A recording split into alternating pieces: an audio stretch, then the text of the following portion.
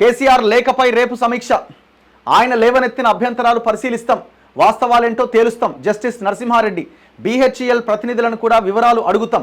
ఎవరికైనా తమ అభిప్రాయాలు చెప్పే స్వేచ్ఛ ఉన్నది. విద్యుత్ ఒప్పందాల్లో జరిగిన పరిణామాలే నేను మీడియాకు చెప్పిన. నా వద్దకు లెటర్ రాకముందే మీడియాకు కేసీఆర్ రిలీజ్ చేసిండు. లేఖలోని లీగల్ అంశాలను లీగల్ టీం పరిశీలిస్తుందని ప్రకటన. ఇప్పుడు వీళ్ళు ఏమంటారు? జగదీష్ రెడ్డి అంటుండేగా, విచారణ చేయకముందే తప్పు జరిగిందని మీరు తేల్చేస్తారా, తీర్పు చెప్పేస్తాడా జడ్జి అని అంటున్నాడు. మరి నువ్వు ఆయనకు జడ్జిగా నువ్వు ఆన్సర్ ఆయనకు పోందే నువ్వు మీడియాకి లీక్ చేస్తావా?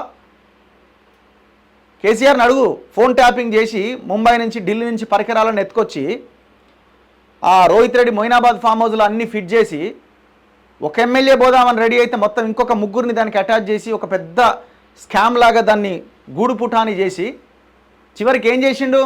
విచారణ సంస్థల దగ్గర పోలీసుల దగ్గర ఉండాల్సిన ఫుటేజ్ని సుప్రీంకోర్టు జడ్జికి పంపించిండు. ఈశం పాశంప వాయించిరు. సిగ్గుందానికి ఏం చేసినావు, నువ్వు చేయాల్సిన పని ఏంది అని కట్ చేస్తే ఏంది? ఇదంతా ఎట్లా చేసిరు? ఇది స్కామ్ అంటే ఫోన్ ట్యాపింగ్ ద్వారా చేసిరు. మరి నువ్వు అట్లా చేయొచ్చా?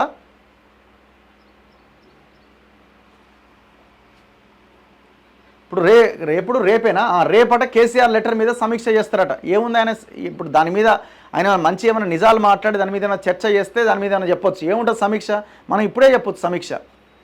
నేను అనుకోవడం రేపు 18th రేపు ఈయన విద్యుత్ రంగ నిపుణులు, ఎలక్ట్రిసిటీ డిపార్ట్మెంట్లో పనిచేస్తున్న, కేసీఆర్ మీద పోరాటం చేసిన జేఏసీ చైర్మన్గా ఉన్న రఘు గారు రేపు ఈ విచారణ ముందు హాజరు కాబోతున్నారు. ఎందుకంటే ఆయన కూడా దాదాపు ఒక 200-300 పేజీలకు సంబంధించిన ఈ స్కామ్కి సంబంధించిన ఆధారాలు వాళ్ళ ముందు పెట్టిండు. సో రేపు జస్టిస్ ముందు హాజరు కాబోతున్నారు ఆయన. సో ఆయన కూడా కొన్ని ఎవిడెన్సు, కొంత సమాచారం ఆయన దగ్గర నుంచి కూడా సేకరించాలి. వాళ్ళు ఏం చెప్తారో వినాలని ఆయనకు కూడా పిలుపొచ్చింది. ఆయనతో పాటు ఇంకా వేణుగోపాల్ గారు, ఇంకా మిగతా వాళ్ళకి కూడా ఈ 2-3 రోజులు వాళ్ళని కూడా అడిగి తెలుసుకోబోతున్నారు. కేసీఆర్ రాసిన ప్రతి లైన్కి ఆన్సర్ ఉన్నది. కేసీఆర్ రాసిన ప్రతి లైన్ అబద్ధమని చెప్పడానికి మన దగ్గర ఆన్సర్ ఉన్నది. మనం డీటెయిల్గా మొన్న కూడా ఎక్స్ప్లెయిన్ చేసినాం.